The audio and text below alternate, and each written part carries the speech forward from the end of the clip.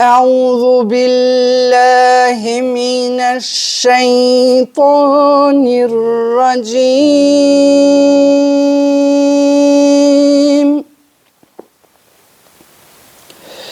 بسم الله الرحمن الرحيم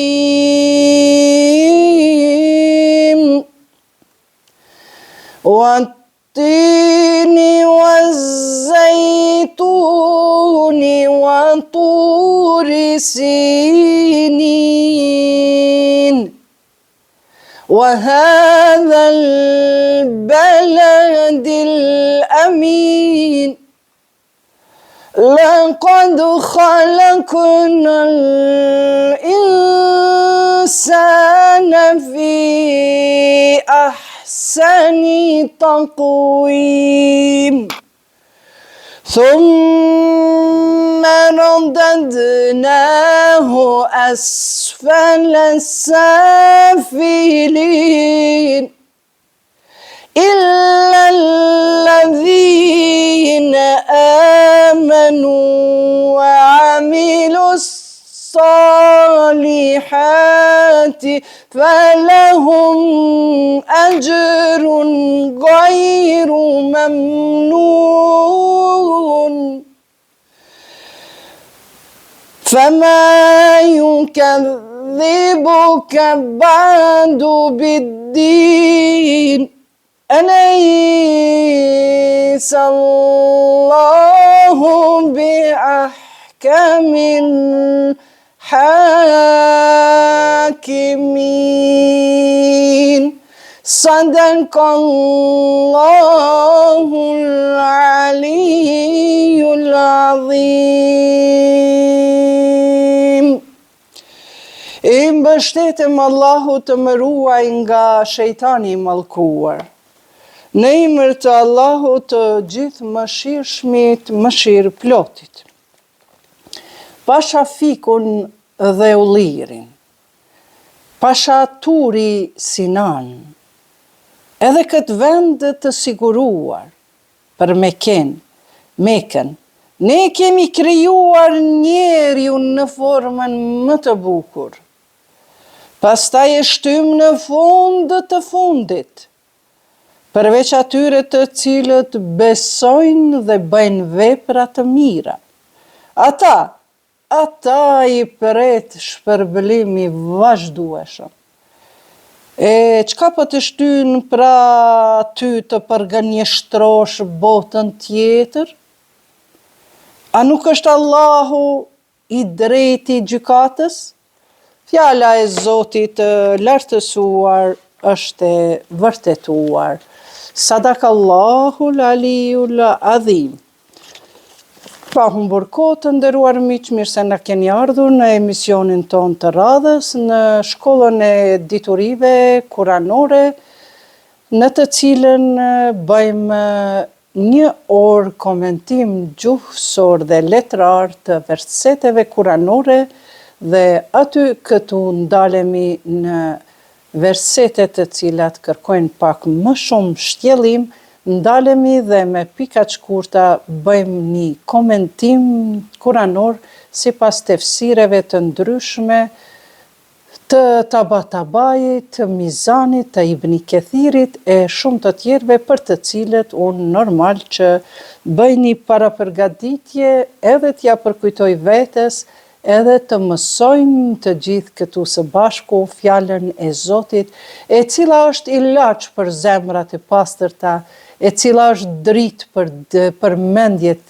mendjet që kanë arsye në shëndosh, e cila është udhëzim, fjala e Zotit, nga Allahu, nga engjulli në gojën e profetit, erdhi si udhëzim për njerëzimin, si paqe për njerëzin dhe kështu pra ne mundohemi që këto fjalë të Zotit të lartësuar të i komentojmë nga aspekti letrar, gjuhësor dhe nga aspekti i komentimit nga tefsirologët e mëdhenj botëror të njohur.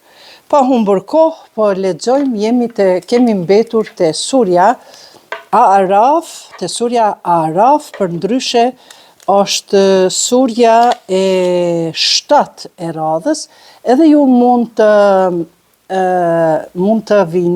të merrni Kuranet e juja që i keni pa marrë parasysh cilat përkthime. Unë e kam Kuranin e profesor doktor akademikut Feti Mehdiu, ndërka çfarë do Kuran që keni në gjuhën shqipe nuk janë të gjitha identike, por janë përkthime, falë Zotit. Zoti shpërbleft ata të cilët kanë punuar për këtë libër të shenjtë. Prandaj i ju merrni Kuranet e juja që i keni në gjuhën shqipe, edhe unë këtu pra që i kam në gjuhën shqipe, por nga profesor Feti Mehdiu, dhe të lexojmë, të studiojmë së bashku fjalën e Zotit. Kjo sure Araf, i dërguar i Allahut, profeti Muhammed, paqja e Zotit qoftë mbi të dhe familjen e tij, na mëson kështu. I dërguar i Allahut citon duke thënë se nëse dikush e reciton këtë sure, Allahu më i larti do t'i vendos perde mbrojtëse mes tij dhe iblisit, shejtanit, kurse Ademi a.s. do të kërkojë shefatin, ndërmjetësimin për atë person që e lexon këtë sure, pra në ditën e gjykimit. Imam Gjafer e Sadiku, imami i 6 nga familja Ehli Bejti, citohet duke thënë se ai që e lexon atë çdo muaj do të jetë mes atyre që nuk do të kenë frikë në ditën e gjykimit, e as nuk do të brengosen. Prandaj nëse e lexon çdo të premte, ai do të jetë mes atyre që nuk do të sprovohen në ditën e gjykimit. Këto janë disa këshilla nga profeti Muhammed, paqja e Zotit qoftë mbi të dhe familjen e tij, dhe nga stërnipi i tij Imam Gjafer e Sadiku, imamët e Ehli Bejtit, familjes profetike. Pse përmendet disa herë që Zoti nuk do t'i sprovoj me frigën në ditën e gjykimit, mu për arsye se kjo sure shumë bukur e percepton, e tregon edhe na rrëfen se si njerëzit do të jenë disa njerëz të xhehenetit, disa të xhehenemit, ndërka që fortifikata është një mur i lartë, një vend i lartë, i ndërtuar, ku do të jenë njerëzit të cilët do të kenë edhe vepra të mira, do t'i peshojnë më shumë veprat e tyre të mira, por ja që do të kenë edhe vepra të liga të cilat i kanë bërë në këtë botë, mirëpo ata nuk do të jenë as në xhehenem, as në xhenet. Prandaj pa humbur kohë, po vazhdojmë me leximin dhe komentimin gjuhësor letrar të surës Fortifikata. E lutim së bashku Zotin e lartësuar. Allahumme salli ala Muhammed wa ali Muhammed. O Allah, mbushe zemrën time me dituri të kuptuar, dritë, durim dhe besim. Më mëso dhe mos lejo që të jemi pa ditur, më bëj që të mbaj në mend dhe mos të harroj. Surja e 7, Suratul Araf, Fortifikata. Në emër të Allahut të gjithë mëshirshmit, mëshirëplotit. Elif, Lam, Mim, Sad. Këto janë 4 shkronja. Ty të shpallur një libër dhe le të mos vi rëndë në krahërorin tënd që të qërtosh me të, se ai është mësim për besimtarët. Pasoni atë që ju shpallet nga Zoti juaj dhe mos pasoni në vend të tij ndonjë tjetër si mbrojtës. Fare pak merrni vesh, sa vendbanime i kemi shkatruar dhe i ka zënë dënimi ynë natën duke fjetur ose ditën duke pushuar. Dhe kur i godiste dënimi ynë, këlithja e tyre ishte vetëm kjo. Ne me të vërtet pas kemi qenë mizor, që nuk i kemi besuar kësaj dite. Dhe gjithsesi, do t'i pyesim ata të cilëve u janë dërguar profet, por me siguri do t'i pyesim edhe profetët. Dhe do t'u arrëfejmë hiq pa dyshim, me dije të sigurt, sepse ne nuk kemi qenë jashtë rrjedhës së ngjarjeve. Atë ditë matja do të jetë e drejtë. Kujt i rëndon peshoja, ata janë të shpëtuar. Dhe kush e ka të lehtë peshojen, ata janë të cilët kanë shkatëruar veten, nga se ndaj argumenteve të Allahut kanë qenë mosbesimtar. Ne ju kemi vendosur në tokë dhe aty ju kemi dhënë gjithçka që është e nevojshme për jetën tuaj. Por ju fare pak jeni mirënjohës. Ne ju krijuam, e pastaj u dham formën, e pastaj u tham engjujve, përuluni Ademit, dhe ata u përullën, përveç Iblisit. Ai nuk ishte nga ata që u përullën. Shtë pengoj ty që nuk u përulle kur të urdhërova? E pyet Allahu Iblisin. I tha ai, unë jam më i mirë se ai, u përgjigj Iblisi. Mua më krijove nga zjarri, e atë e të krijove nga balta. Të nderuar miq, vesi i krahasimit, unë jam më i mirë se ti, është ves i shejtanit. Prandaj ai nuk ju bind fjalës së Zotit dhe i tha, pse ti përulem unë Ademit, kur mua më ke krijuar nga flaka që ishte pastër, flaka pa tym, ndërka që Ademin e ke krijuar nga toka e argjil, toka e zezë, pra nga balta. Prandaj, të krahasosh është një ndër veset e shejtanit. Krahasimin, kur se si nuk duhet ta përdorim as në jetën e përditshme, as në edukimin e fëmijëve tanë, sepse po nise të krahasosh djalin me vajzën, vajzën me djalin, atëherë do të arrish deri tek krijimi i xhelozisë, krijimi i mospajtimit dhe krijimin e përçarjes si në familje dhe në shoqëri. Vazhdojmë. Surja Araf, ajeti 13. Atëherë pra shporu prej atyhit, i tha ai, Allahu, nuk të ka hije që këtu të tregosh mendjemasi, dil, ti je me të vërtet nga të nënçmuarit. Më jep afat, tha Iblisi, deri në ditë kur do të ringjallemi. Ani, po të jap afat, i thot Allahu.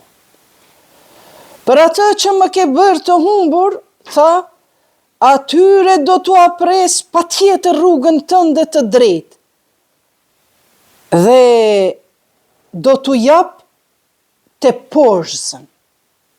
Pra, se më ke nënçmuar mua, i thot Iblisi Zotit, thot unë, prap ban një kushtëzim do në me ba me Zotin, thot unë do t'u apres rrugën e drejtë njerëzve tu, dhe Ademit edhe Havës këtë rast, dhe thot do t'ja jap të poshzën. Vazhdojmë. Pastaj do t'u afrohem nga ana e përparme dhe e sprapsme, nga ana e djathtë dhe e majtë, dhe shumë i cënësish nuk do t'i kesh mirënjohës. Iblisi i thot shejtanit. Nga ana e përparme, komentatorët, si Tabatabai, në tefsirin e tij El Mizan, është pyetur, cila është ajo ana e përparme? Ana e përparme, pra drejtimet, ana e djathtë këtu në këtë rast është e para, drejtimet janë vetëm orientime. Prandaj, ana e djathtë, do më thonë, iblisi, shejtani, pra iblisi, krijimi i iblisit është mendimi i keq, që ne i themi mendimet negative, që ne i themi shejtan, pra iblis, shejtan është një krijim. Puna e iblisit është shejtani. Prandaj, thot Zoti, edhe njerëzit, edhe gjinët do t'i fusë në zjarr. Edhe njerëzit të cilët me mendimet e tyre e kanë marrë formën e gjinit.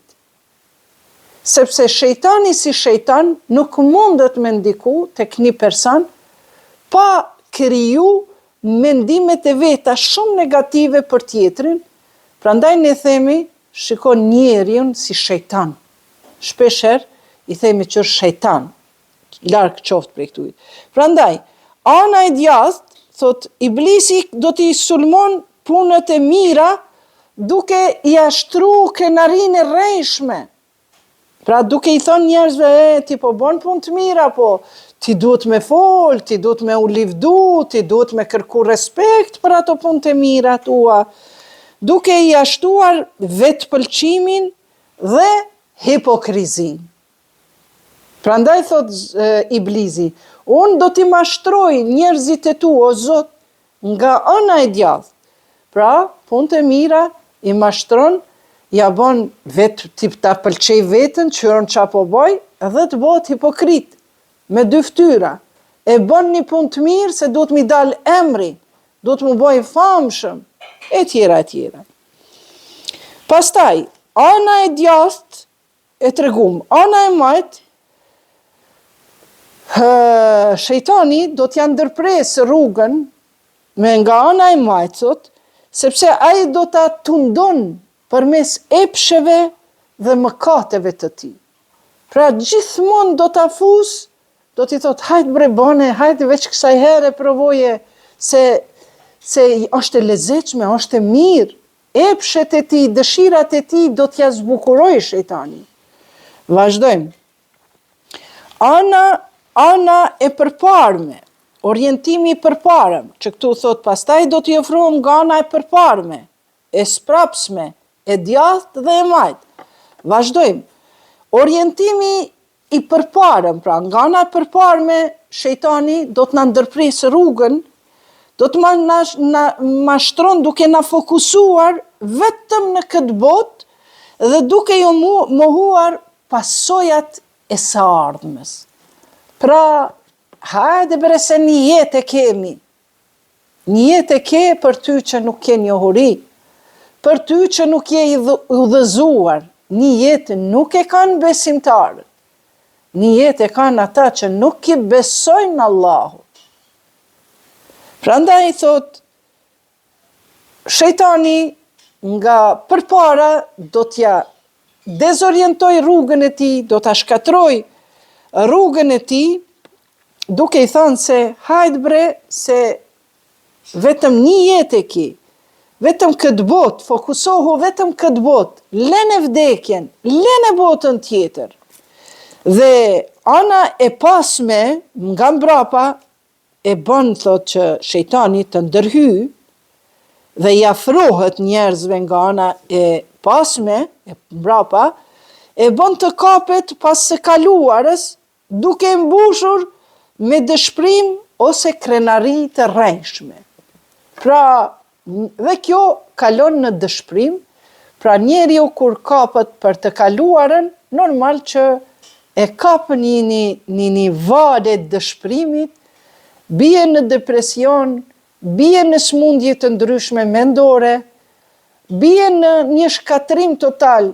Prandaj Allahu thot, nuk janë besimtarë ata të cilët e humbin shpresën dhe mëshirën e Zotit. Prandaj, shejtani mundohet nga mbrapa të na ndalë rrugën, të na ofrohet nga mbrapa, duke na mbushur me dëshpërim ose me krenari të rrejshme. Tash je në shekullin 21, ai mirret me krenarinë e gjysh e stërgjyshit. Ajo nuk është merit e jotja, nëse gjyshi jot ka qenë i besimtar, që thot profeti Muhammed? Mos u lëvdoni me të parët tuaj, sepse do të zbehni të ardhmen tuaj, të tanishmen tuaj, sepse njerëzit me njëherë mendojnë, po lëvdrohet me gjyshes të gjysh, e vetë askund nuk është. Do më thënë, kjo nuk ju jep nuk jep dobi nëse ne merremi me të kaluarën tonë, por e kaluara e jote duhet të jetë histori. Të nesërmen askush nuk e di. Ndërkaq të sotmen e ke dhuratë nga i madhi Zot për mua dhe për ty. Kur kështu mendojmë, atëherë s'kemi as krenari të rrejshme, as dëshpërim, as sëmundje të ndryshme të cilat na vijnë nga shejtani, nga mendimet e këqija. Vazhdojmë. Ajeti 18 i surës Araf. Pra e kuptum ajeti 17, thotë, pastaj do t'i afrohem nga ana e përparme dhe e pasme, nga ana e djathtë dhe e majt, dhe shumica e sish nuk do të jenë mirënjohës.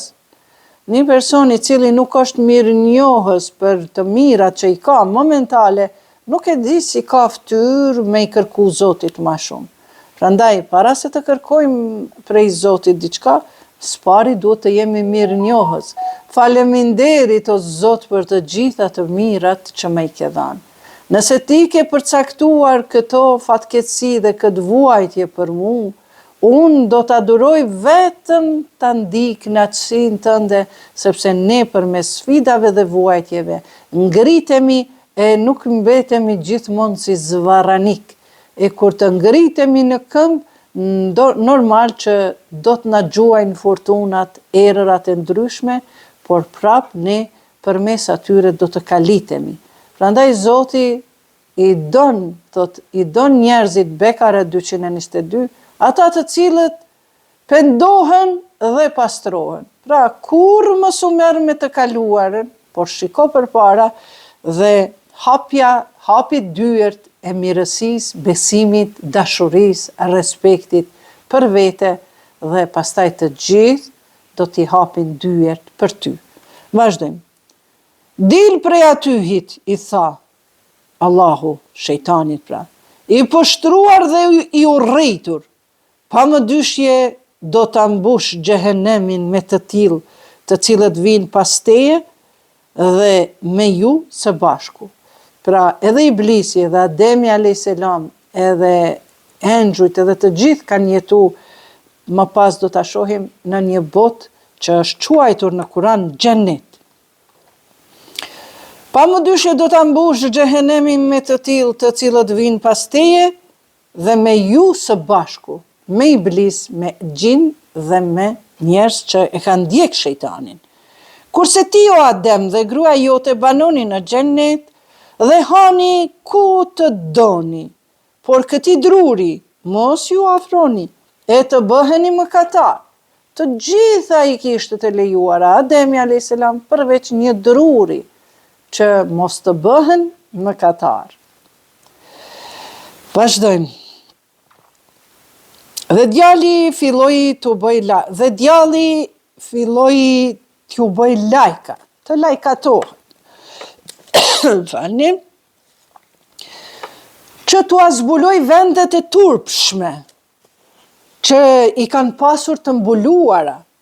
E u tha, nuk u a ka ndaluar Zoti juaj këtë për asgjë tjetër, vetëm se që të mos bëheni ju të dy engjëj të pavdekshëm.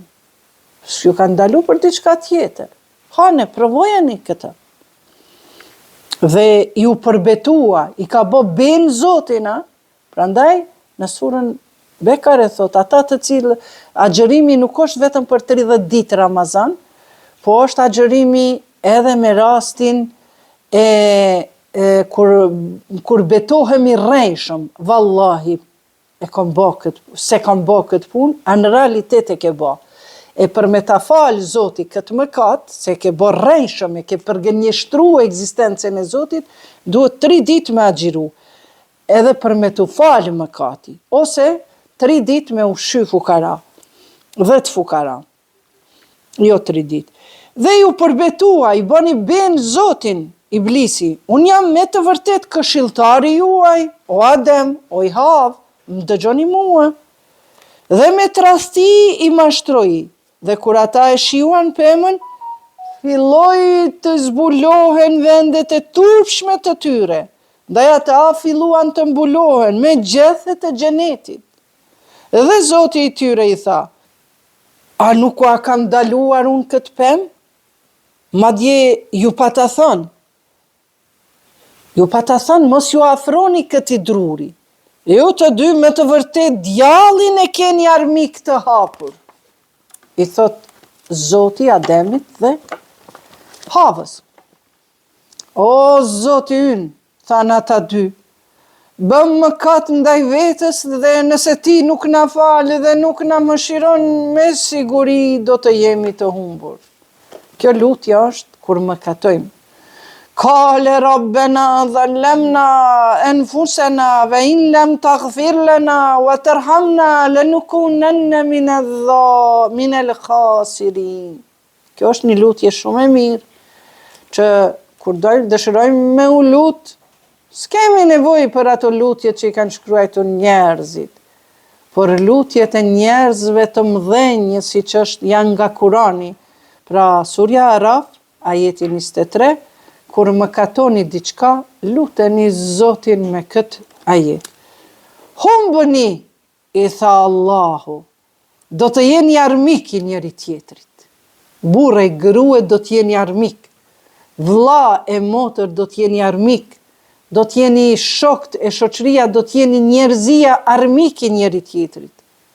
Sepse nuk e dëgjuat fjalën e Zotit. Do të vendoseni në tokë dhe do të kënaqeni për një kohë të caktuar. Prandaj, Zoti thot, unë e kam krijuar, unë jam sundimtari i kësaj botës dhe kam krijuar lindjen dhe vdekjen. Humbni, u tha ai, do të jeni armik i njëri tjetrit. Do të vendoseni në tokë dhe do të kënaqeni për një kohë. Aty u tha, do të jetoni aty, do të vdisni dhe prej andej do të ringjalleni. O bita Ademit, ju kemi dhënë robe që të mbuloni vendet tuaja të turpshme dhe veshje për zbukurim. Mirë, por robat e devotshmërisë janë më të mirat. Ato janë disa argumentet e Allahut që ndoshta të mbledhni mendje. Sa i përket këtij verseti kuranor tregon llojin e mbulesës. Prandaj nuk është ai hijabi, kjo mbulesë për të cilën ne e mbajmë, por edhe kjo, pra veshja është një dhuratë prej Allahut që t'i mbulojmë vendet e turpshme. Janë pyetur dietarët, cilat munden me qenë vendet e turpshme? Vendet e turpshme janë vendet ku mund ta ngrejnë epshin, ta joshin, ta tundojnë epshin e gjinive të kundërta. Prandaj, vendet e turpshme kafshët nuk i mbulojnë, por njerëzit i mbulojnë.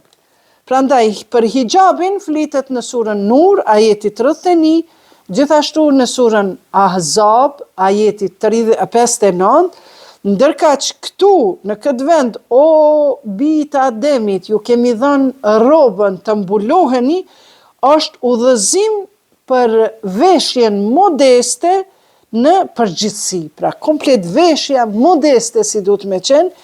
Prandaj veshja është dhuratë nga Allahu dhe ka 2 qëllime. Një qëllim është për ta mbulu turpin dhe për të zbukuruar.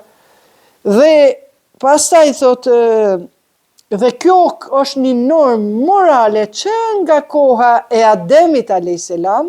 sepse ashtu Zoti e urdhëron dhe deri në ditë të gjykimit, ditë të kiametit, veshja është duhet të jetë modeste, është një dhuratë nga Allahu në përgjithësi, dhe veshja është një modesti e jona, por Zoti thot, më e mira veshje është rëndësi, është ajo veshja e devotshmërisë, veshja e cila duhet të jetë në përputhje me moralin human, njerëzor, dhe në përputhje me urdhërat e Zotit. Vazhdojmë. O bijtë Ademit, të mos u mashtroja se si djalli si që nxori nga xheneti prindrit tuaj, duke u azhveshur atyre rrobat që tu shiheshin vendet e turpshme. Ai ju sheh, ai dhe argatët e tij nga ju nuk i shihni nga ju, prej nga ju nuk i shihni ata. Ne kemi bërë djaj miq të atyre që nuk besojnë. Pra, shejtant janë iblisi, janë djajt, shejtanët, janë miq të atyre që nuk besojnë. Prandaj thot o bijtë Adem, mos ju mashtroj djalli si që ka mashtru prindrit e juj, dhe kur e kanë ngrënë këtë pemën e ndaluar që Zoti i ka urdhëru, menjëherë janë zbulu vendet e turpshme.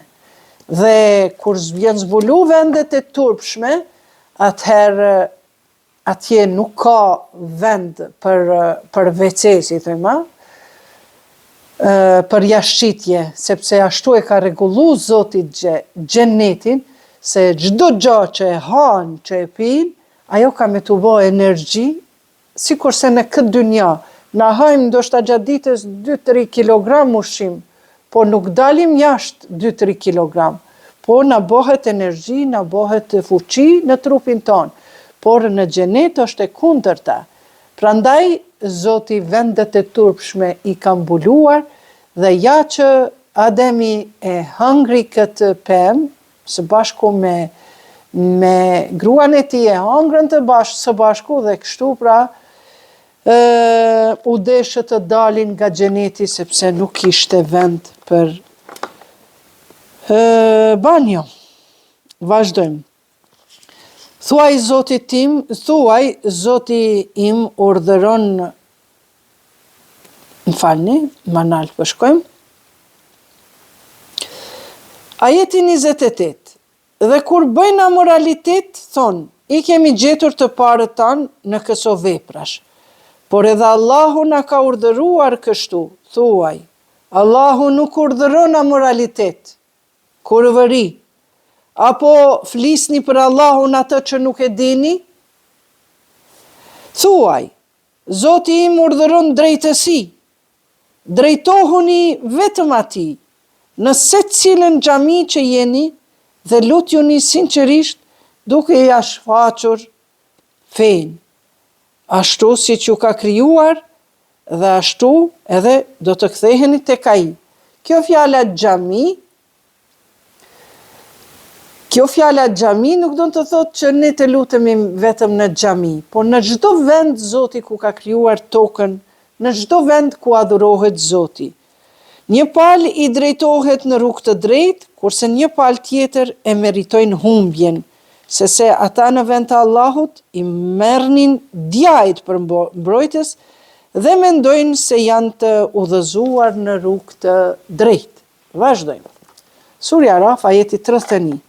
O bijtë Ademit, kur të shkoni në vendet e adhurimit, në xhami, vishuni bukur dhe hani e pini, por mos e teproni, sepse ai një mend nuk i do ata që e teprojnë. Kulu veshrebu vela tusrifu. Hani, pini, mos e teproni. Zoti nuk i don ata të cilët e teprojnë. Profeti Muhammed, paqja e Zotit qoftë mbi ta dhe familjen e tij, bazuar nga ky verset kuranor, ai thot: hani, por mos u ngopni. Në momentin kur dëshironi të ngopeni, atëherë ndaluni. Vazhdojmë.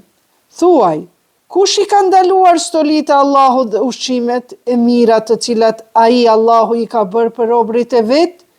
Thuaj, këto janë, Zoti thot profetit. Kush i ka ndalu stolit dhe ushqimet e bukura të Allahut?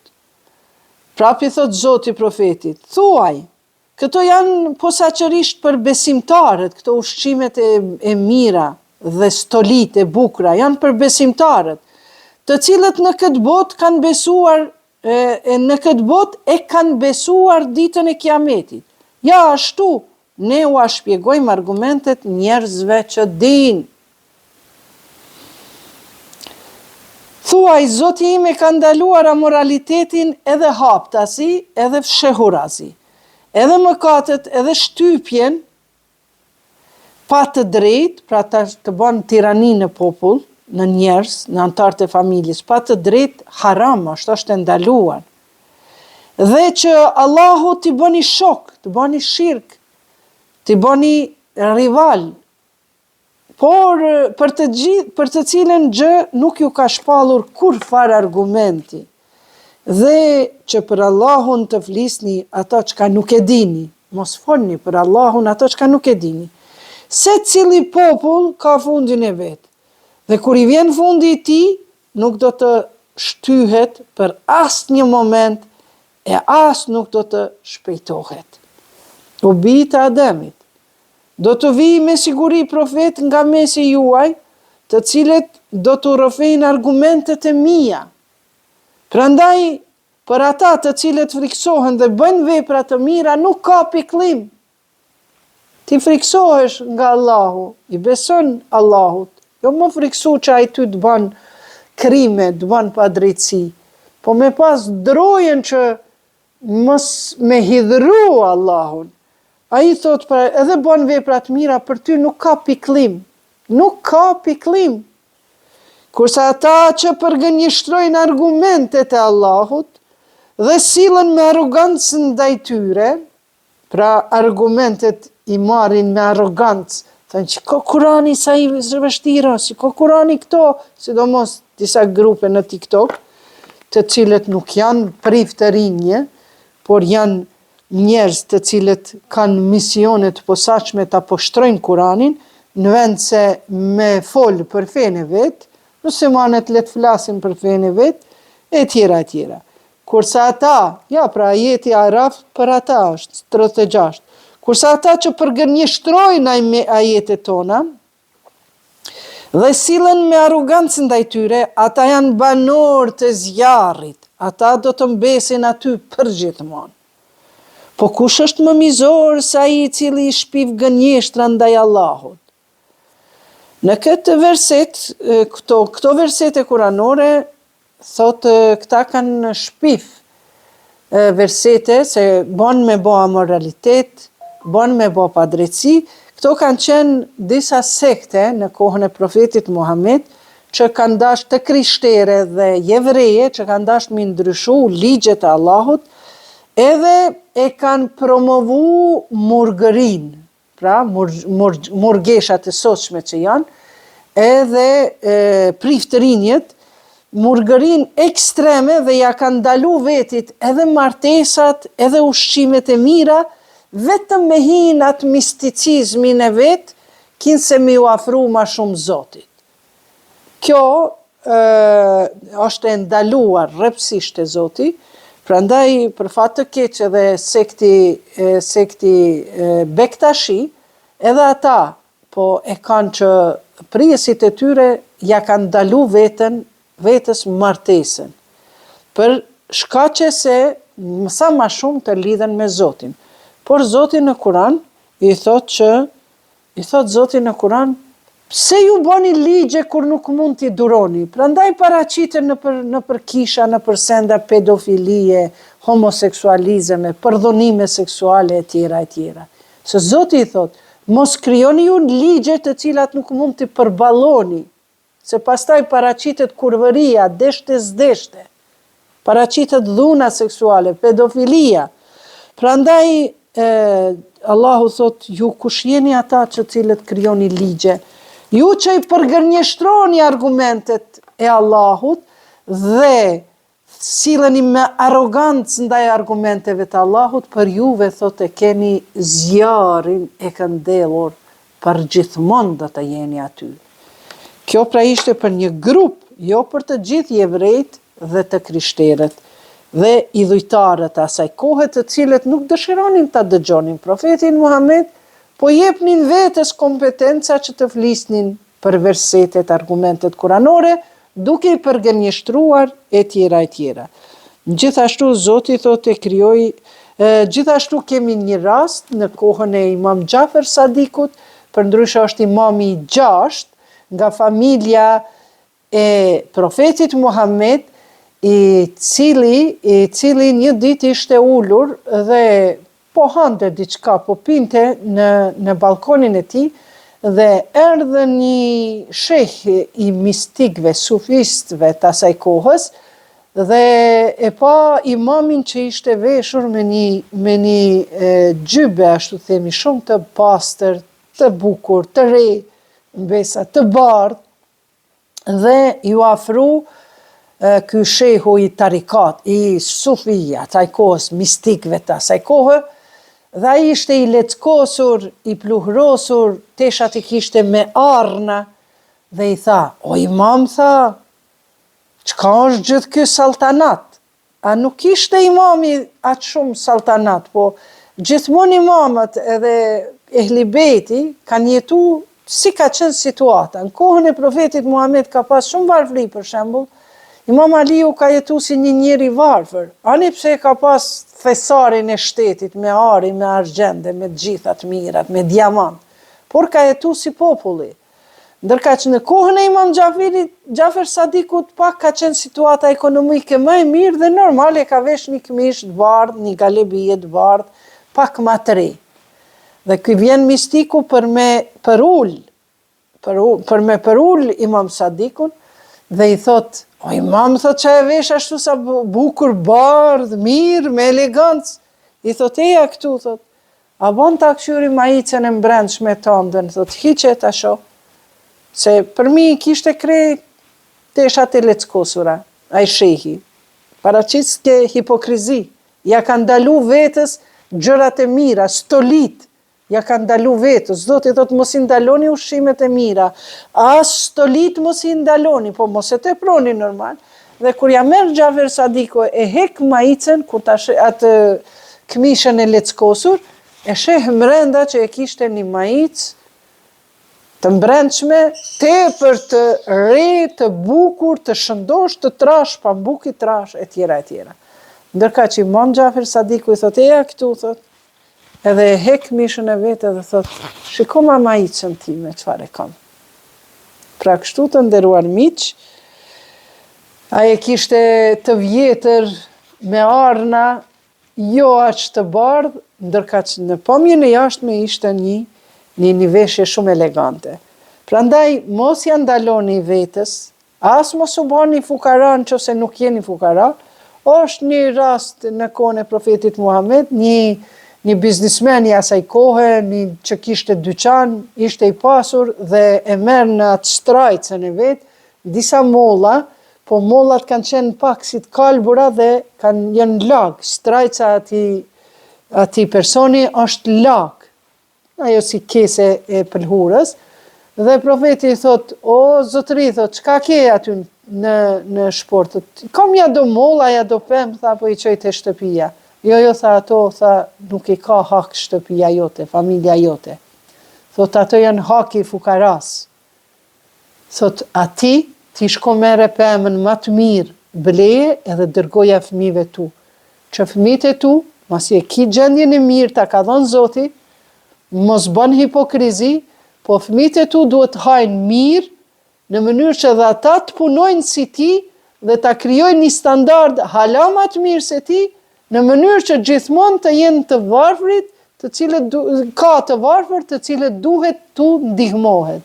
Prandaj ato molla, shko jep anaj fukaras, ndërka që ti thot shko blej mollat më të mira, çojnë familje tënde. Këtu pra nga kjo, këta e kuptojmë. Vazhdojmë. Në ajetin 37, po kush është më mizor se ai i cili shpiv gënjeshtra ndaj Allahut ose i përgënjeshtron ajetet e tij? Ata do të fitojnë krejt çka u takon.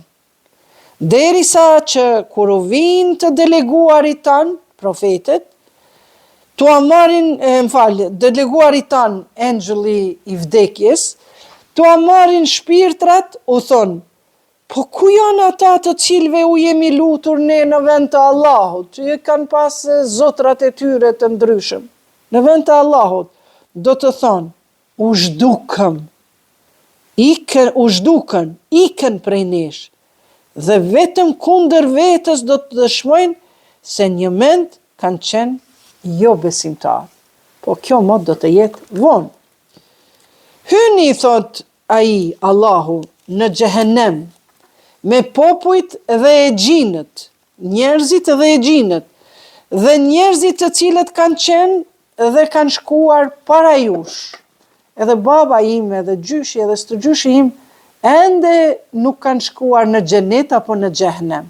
Po të gjithë janë duke jetuar në hayatul berzakh, në jetën e ndërmjetme, po jo me këtë mishë, këtë trup, se kjo është bërë pluhur çmoti, por është një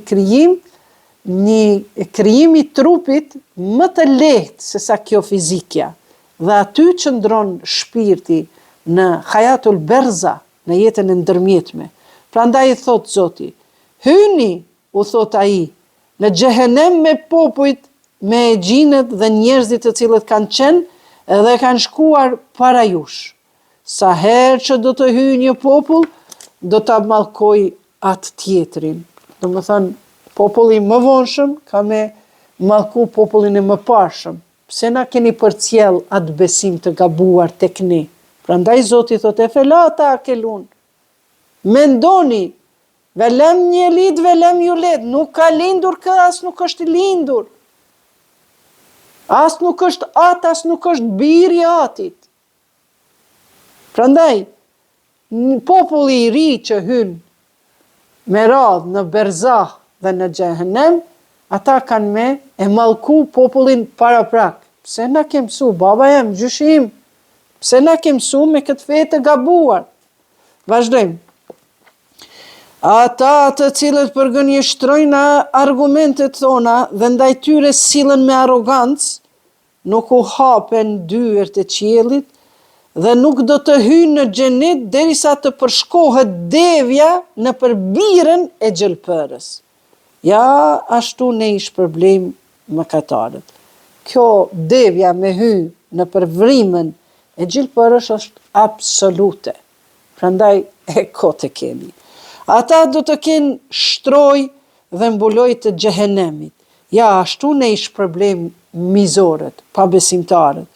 Kurse ata që besojnë dhe bëjnë vepra të mira, ne askë nuk e ngarkojmë më shumë se sa që ka mundësi. Ata janë banorët e xhenetit. Aty do të rrinë për gjithmonë. 43. Do t'u aheqim nga krahërorët e tyre çka kanë të keqe. Para tyre do të rjedhin lumenjë dhe do të thonë, qoftë lartësuar Allahu, subhanallah, i cili na ka udhëzuar në këtë, ne nuk do të ishim të udhëzuar sikur Allahu të mos na kishte udhëzuar, por këta e kanë pranuar udhëzimin, e kanë pranuar fjalën e Zotit të thënë profetit Muhammed, paqja e Zotit qoftë mbi të dhe familjen e tij, profetit Isa, Jezusit, Musës, Ademit, Nuhit, Davudit. Këta janë profetët të cilët kanë ardhur me shpallje dhe me të gjithë këta profet Zoti ka folur. Prandaj janë të gjithë fjala e Allahut. Ndërka që të tjerët që nuk kanë pasur të zbritur Torën, Zeburin, Injilin, Tevratin, thash Tora, Kuranin, me ata profet Zoti nuk ka folë në mënyrë direkte. Vazhdojmë tjetër herë. Pastaj thot, qoftë lartësuar Allahu i cili na ka udhëzuar në këtë, ne nuk do të ishim të udhëzuar sikur Allahu të na mos kishte udhëzuar. Profetët e Zotit ton, me të vërtet kanë sjell të vërtetën, dhe atyre do t'u thërritet. Ai është xheneti që e keni fituar me veprat që i keni bërë. Dhe banorët e xhenetit do të thërrasin banorët e zjarrit. Ne gjetëm se është e vërtet ajo që na ka premtuar Zoti ynë, a e keni zbuluar edhe ju se është e vërtet ajo që ju ka premtuar Zoti juaj? Tani flasin banorët e xhehenemit dhe xhenetit. Ata thonë po, do të thonë. Por një lajmëtar ndërmjet tyre do të thërasë, mallkimi i Allahut është mbi mizorët. Lanetullahi ala dhalimin. Mizorët të cilët e kanë përgënjeshtruar fjalën e Zotit dhe e kanë folur fjalën e Allahut, Kur'anin, me arrogancë. Ata janë lanetullahi ala dhalimin. Ata janë mizor.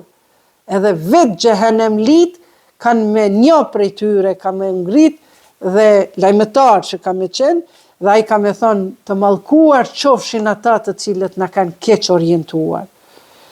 Të mallkuar qofshin të cilët janë larguar nga rruga e Allahut dhe janë përpjekur ta shtrembërojnë, se ata nuk i besojnë botës tjetër.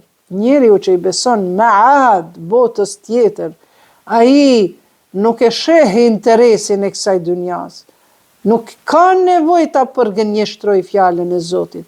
Nuk ka nevojë ta fyje dikon tjetër, pse mendon ndryshe, pse beson ndryshe, pse jeton ndryshe, pse duket ndryshe.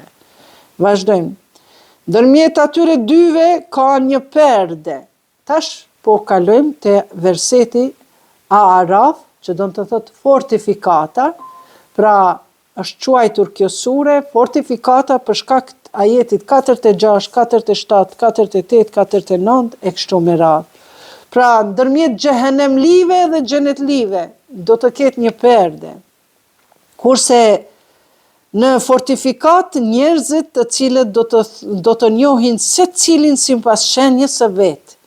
Në atë murin e lartë, si vend i lartë, fortifikat, si kala e madhe, aty do të ketë njerëz, po kush janë ata njerëz?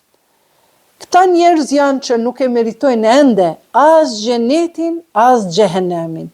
Por të dytë do t'i kenë në krah të djathtë edhe në të majtë e vetë do të jenë të ulur të vendosur në fortifikata, në mure, në vende të larta. Por këta thot nuk e kanë merituar ende, sepse kanë edhe punë të mira, edhe kanë punë të liga. Prandaj, këtu thot Zoti, ndërmjet xhehenemlive dhe xhenetlive do të ketë perde. Ndoshta motrën, kam janë dëgju zërin edhe kam e thënë, oj motra ime, të lutëm, eja bre tek ne, thot se s'kemi dritë, jemi në terrë. Ajo kam e thënë, po si me ardhë kur trupi im është dritë. Njerëzit të cilët marrin abdes, njerëzit të cilët binë me banë sejdë, trupi i tyre nur do t'jetë. E thot, si me ardhë unë tek ju, kur ju jeni në terrë, e unë jam vetë drita. Kjo është në jetën në berzakh, në jetën në ndërmjetme, se dhe aty do të takohemi njerëzit. Kështu që ndërmjet këtyre dy palëve do të ketë një perde, kurse në fortifikata njerëzit të cilët do të njohin secilin sipas shenjës së vet dhe do të thërasin. Shenjat e tyre do të jenë ata që kanë bërë sejdë, do t'i kenë fytyrat e tyre nur, dhe do të thërasin banorëve të xhenetit. Selam aleikum, o ju njerëzit e xhenetit. Aleikum selam, ndërsa ata akoma nuk kanë hyrë aty. Do më thënë, këta ka njerësi që veç janë gjykuar dhe kanë hyrë në xhenet, apo nuk janë gjykuar, po janë profetët, janë shehidat, janë foshnjet, fëmijët e vegjël që kanë vdek, dhe këta banorët e fortifikatës do t'i thënë këtyre xhenetlive, selam aleikum, a ende s'kanë hyrë në xhenet. Dhe pastaj ndërsa ata akoma nuk kanë hyrë aty dhe do të lakmojnë. Do të lakmojnë se këta janë në fortifikata. A do ta meritojmë? Ende nuk janë të meritueshëm as për xhenet, as për xhehenem. E kur ta kthejnë shikimin ka banorët e xhehenemit, do të thërasin, o Zoti ynë, mos na bër neve të jemi bashkë me njerëzit mizor. Shikoni kush janë njerëzit ashabul Araf. Ashabul Araf, i thënë se surja është Araf, pra shokët pra njerëzit e fortifikatave. Ashabul Araf, pra banorët e fortifikatës, do të thërrasin njerëzit të cilët do t'i njohin sipas karakteristikave të tyre dhe do t'u thonë, nuk u bëri kur farë dobi e tobimi juaj e as mendjemadhësia juaj. A janë këta për të cilët keni bërë be se nuk do të mbërrin mëshira Allahut? Hyni në xhennet. Do më thënë, kam pas disa prej tyre që për këta njerëzit e xhennetit kanë thënë, hec bere çfarë ti këta, hec veç falen, bajnë që aty gjën çfarë nuk na jemi ma të mirë se ta, e këta tash i pyesin njerëzit e fortifikatës. A keni thënë ju që këta që janë në xhennet nuk do t'i prek mëshira Allahut? Hyni në xhenet, i thot Zoti, për ju nuk ka frikë dhe mos u brengosni fare. Pra, Zoti thot, hyni në xhenet, për ju nuk ka frikë dhe ju mos u brengosni fare. Kurse, banorët e zjarrit do të thërasin banorët e xhenetit. Derni edhe mbi ne pak ujë kërkojnë banorët e zjarrit, ose diçka prej asaj me çka ju ka dhuruar Allahu, e ato do të thotë, Allahu i ka ndaluar këto për mosbesimtarët, të cilët i patën mashtruar jeta në tokë dhe fenë e tyre e kanë pasur si lojë edhe zbavitje. Kur gjë nuk e kanë marrë seriozisht për fjalën e Allahut. Vazhdojmë. Sot ne, për shkak se i kanë mohuar argumentet tona, do t'i harrojmë ata si që kanë pas harruar ata ballafaqimin me këtë ditë të tyre. Po vazhdojmë edhe një faqe. Surja Araf, ajeti 52. Kurse ne, këtyre u kemi sjell libër, të cilin e kemi sqaruar me mjeshtri të madhe që të jetu dhërëfyese mëshirë për popujt që besojnë.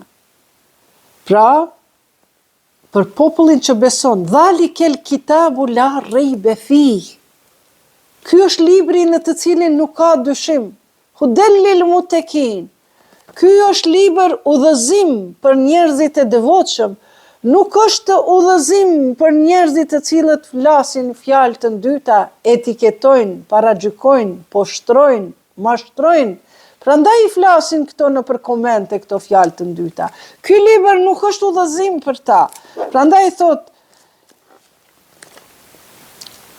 e presin ata aplikimin e tij, atë ditë kur do të vihen në zbatim ai, ata të cilët më pare patën mohuar fjalën e Zotit, që Zoti thot mos shani, mos bëni padrejtësi, mos flisni fjalë të këqija për njëri tjetrin, mos paragjykoni, thot ata e kanë mohu fjalën e Zotit, të vërtetën e kanë sjell profetët e Zotit ton, kanë me thonë, që kjo është e vërteta që po ju tregoj unë që e kanë sjell profetët e Zotit, a keni ndonjë ndërmjetësues të angazhohet për ne, ose të ktheheni e të punojmë ndryshe nga ajo që kemi punuar?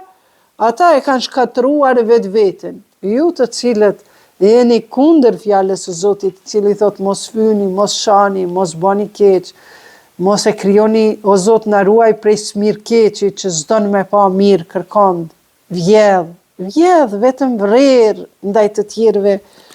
Këtu thot Zoti që Allahu thot, ata janë të humbur dhe ata e kanë shkatru vetveten e tyre, kur gjësi kanë bë tjerëve.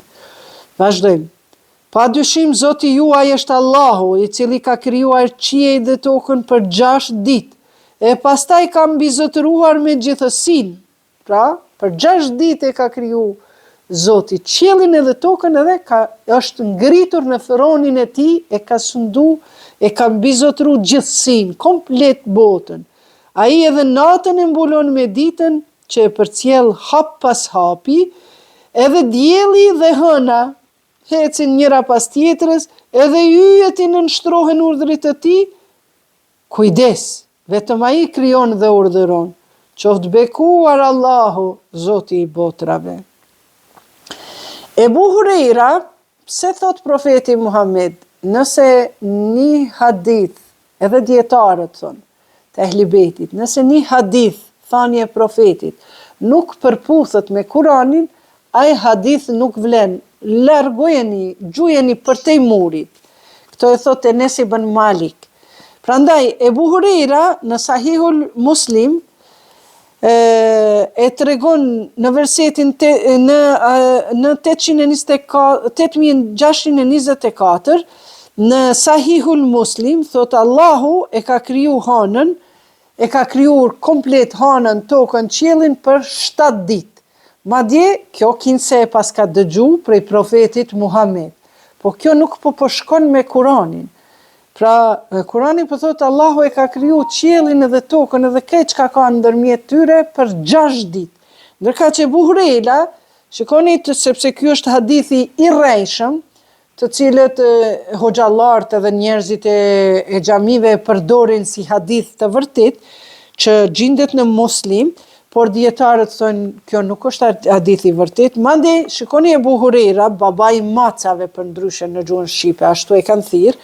Ky ka qenë që ka bo koleksionin tubimin e haditheve dhe ka thonë Allah i të hanën edhe të dielën e ka kriju tokën. Wow, i pas ka caktuar edhe ditët Allahi. Të martën i pas ka kriju pemët. Ujin edhe gjësin tjetër e pas ka kërku, edhe gjitha sendet tjera i pas ka kriju Zotit të mërkurën. Të ejtën e pas ka kriju Zotit dritën. Të premtën i ka shpërnda këtë krijesat në për tokë, të shtunën e ka përfundu krijimin e tij, pra të dielën e ishte dita e parë, pra e ka kriju tokën, të dielën dhe të hanën e ka kriju tokën edhe qiellin. Tokën, vetëm dielën edhe të hanën e pas ka kriju tokën. Ky hadith është rrëfimi i Israilate do më thonë rrëfimet e hebrejve, të cilët përmes haditheve të rrejshme, që ja kanë etiketu bile edhe kinse ka thonë Aisha, e ka thonë filoni, ka thonë fisteki, përmes këtyre haditheve të rrejshme, apo rrëfimeve israilate, që thotë Zoti për shembull e ka kriju gruën thot prej brinjës së Ademit, që shme nënçmu femrën, edhe ky është hadithi rrejshëm, po Zoti e ka kriju thot prej të njëjtit nefs. Qysh e ka kriju Ademin, e ka kriju edhe Havën. Ajo Havën e pas ka kriju prej brinjës së Ademit, po kjo ekziston, po ekziston në Bibël. E në Kur'an nuk ekziston kërkund që Zoti e pas ka kriju Havën prej brinjës së Ademit. Prandaj, edhe ky Ebu Hurejra në Muslim thot e ka kriju Zoti për 7 ditë. Ndërka që Kurani në disa vende e thekson që Zoti e ka kriju botën për 6 ditë. Prandaj keni kujdes nga hadithet e rrejshme, të cilat për fat të keq interpretohen edhe nga njerëzit të cilët predikojnë. Vazhdojmë. Pra, zlutjuni Zotit tuaj me përulje dhe fshehurazi. Namazi mundet me u bë edhe haptazi, por jo në rrugë, jo në për ura, në për vende ku nuk ka pastërti, sepse sipas mezhebit Hanefi, që jemi në Kosovë 90% e ma shumë, që para luftës kemi qenë 100%, mas luftës na ka ardhur mezhebi Hanbeli, që sipas mezhebit Hanefi, ti nuk guxon me u fal me këpuca. E ki haram, nuk të pranohet agjerimi, se ndoshta duke arë për xhami me qato këpuca ke shkel në një ndytësin të qenit, të macës, në një ujë që ndoshta është urin, e tjera. Në namaz duhet me hy komplet i pastër, e jo me hy me këpuca, ose me u falë në rrugë me i bë pengesë tjerëve. Prandaj, nëse veç kemi nevojë, nuk na zënë xhamijat, atëherë na si musliman e kemi të drejten me kërku sallat, e kërkojmë sallën 1 tetori, e kërkojmë nëse duhet stadionin, ajo për shkak se e kemi një xhami më afër ose pse na pëlqen një hoxhë dhe aty shkojnë edhe falen edhe në rrugë, e pengojnë komunikacionin e tjerë, Kjo nuk është nga normat islame. Profeti Muhammed, paqja e Zotit qoftë mbi të dhe familjen e tij, thotë edhe kur shkoni dikund, kërkoni leje për me u falë, mos i shqetësoni njerëzit. Prandaj kjo praktik që po falen në për rrugë, ku po munden, nuk është praktik islame. Duhet me qenë vendi i posaçëm, edhe nuk guxon ti me falë me këpuca. Me këpuca, sepse me ato këpuca ke shku edhe në banjë zotri. Vazhdojmë. Prandaj këtu po thot lutjuni Zotit tuaj me përulje. Jo me të pa kret dynjaja ti që po falesh. Por edhe fshehurazi, ai nuk i do ata të cilët e teprojnë. Nëse ti zotni ke hik nga një vend i Arabisë apo Pakistanit apo ku ta diun Siris apo Jordanit, ke shku në Evropë, s'ke pas bukën në vendin tënd, ka pengu e zoni minarës, ke shku në Evropë, ta ka dhënë sigurin, ta ka dhënë ushqimin, ti ka dhënë krejt mira, ta ka dhënë shëndetësin, ta ka dhënë punën, ta ka dhënë bukën. Edhe tash ti shkon në vendin e huaj për mu tregu që je ti musliman, e që ke ik prej shtetit tënd musliman, shkon me një shtet krishter edhe aty e tepron, si që thot Zoti, e tepron, edhe shkojnë falen në rrugë, pa pikë nevoje, edhe plus me këpuca që hiç si pranohet, e tjera, prandaj du me lidh këtë verset kuranor, surja e 7, ajeti 55, majeni, mend, lutjoni Zotit tuaj me për ullje, ule kryt e poshtë, koncentroju, e jo, po të kalojnë njerëzit, ty po bon sirena, aty po shkojnë për falin taravin në midis Piccadilly Street në Londra ku është, edhe aty reklamat, muzika, sen, njerëzit po kalojnë qend, macat, këta po falin namaz taravi. Jo, zotri, nuk është e drejtë e jotja. Prandaj, edhe këtu thot, lutjoni Zotit me përulje dhe fshehurazi, ai nuk i do ata të cilët e teprojnë. Ta ka dhënë bukën, bëhu mirë njosa ati shtetit, shko vllau im, falun shtëpi tënde, pastër, mirë, qetë, ngrohtë, pa muzikë, pa zëra, kjo është namazi i vërtet. Dhe thot, dhe mos bëni turbullira në tokë. Prapë edhe kjo vlen, se ti kur e shqetëson tjetrin, bën turbullira në tokë. Pasi që në të është vënë rregull, nëse në Evropë është vënë një rregull që ti ta falesh namazin, ta ka dhënë drejtën çdo mahall me pas xhami, me marrë me qira një vend, një banes, me bë me shëndru në mesxhit, ti tash po tregon, po bën çrregullima. Kjo është islami politik. Si me bë probleme, turbullira që me mund ata azilant të cilët janë ma kokbush me i largu shteti prej vendit vet. Prandaj dhe mos bëni turbullira në tokë, pasi që në të është vënë rendi, rregulla ka, çdo shtet. Dhe ati, Zotit lutjoni me frikë dhe dëshirë të madhe. Mëshira Allahut është me të vërtet afër mirëbërësve. Allahu nuk e lëshon mëshirën tënde nëse ti shkon në burg edhe maltretohesh për diçka që ke bë turbullira në tokë. Po ama unë jam falë, s'kam bë kur gjë. Jo, zotni, ti s'ki të drejtë mu falë në rrugë e mi pengu tjerve. E pash me një video po falet Nur në Kina ku ishte, edhe po i pengon tjerve. Ndoshta ka dikush që nuk e don fenë islame, ndoshta ka dikush ateist. Pse po e eriton, pse po e ngacmon, pse po bosh nguca keq.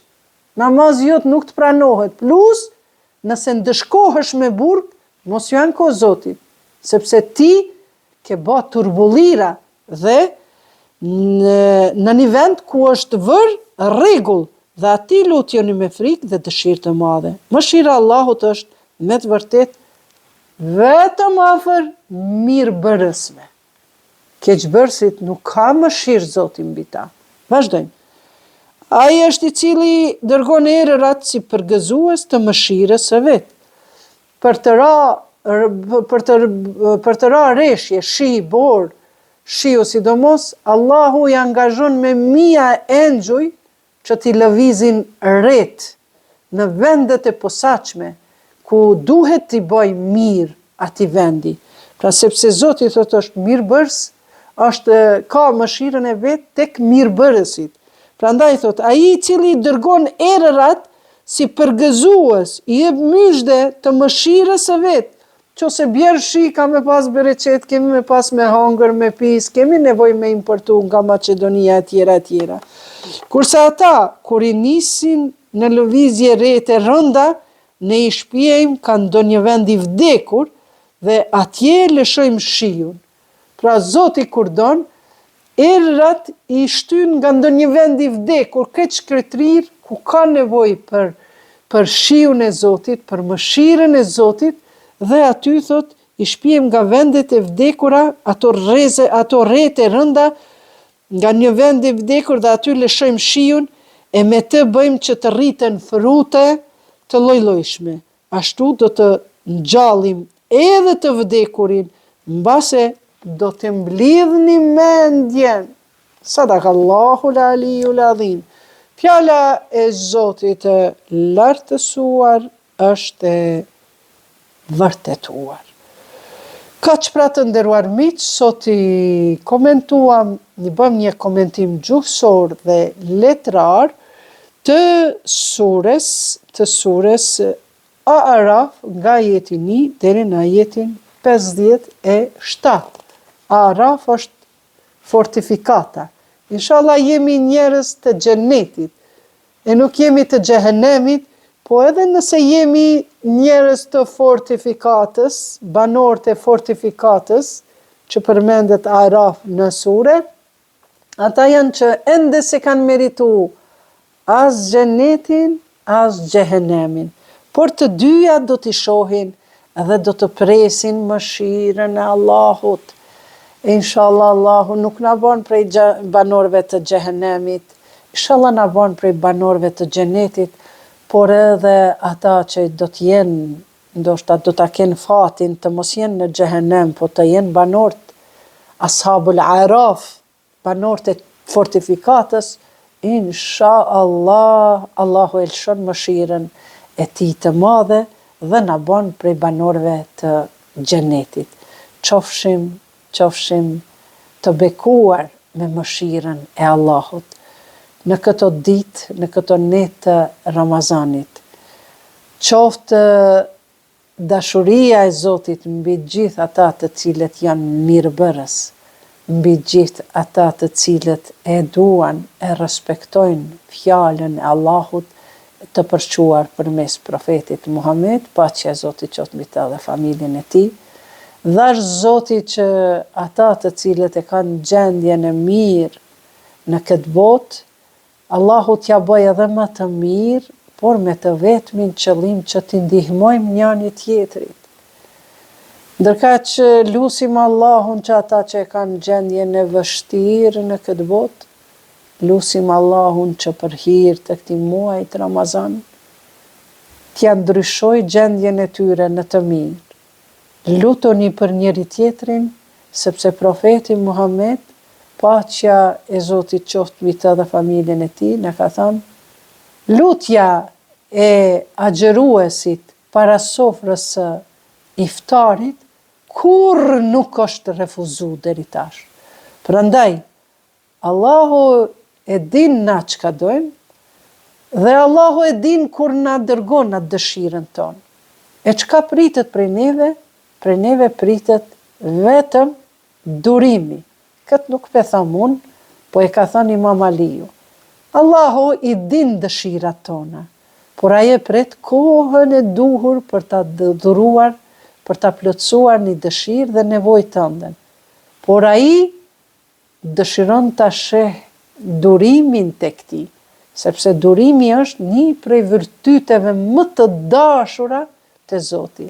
Febeshiri sabirin, që Zoti thot, jepu myshde durimtarve, jepu myshde, jepu si hariq. A keni pa, kur dikush vjen, hej, myshde, na nuk presim lajmet këqija, ose dikush ka lind, ose dikush ka pas një sukses të madh, etj.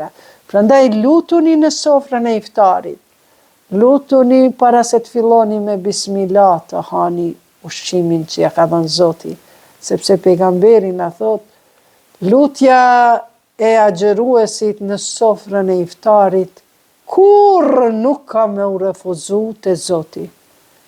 Ndërkaq, ai na di gjendjen tonë, ai na di dëshirat tona, ai është në njohuri për nevojat tona, por ai e pret kohën e duhur kur ne jemi të gatshëm t'i përballojmë ato kënaqësi, ato të mira që Zoti do të na bjerë para syve tonë.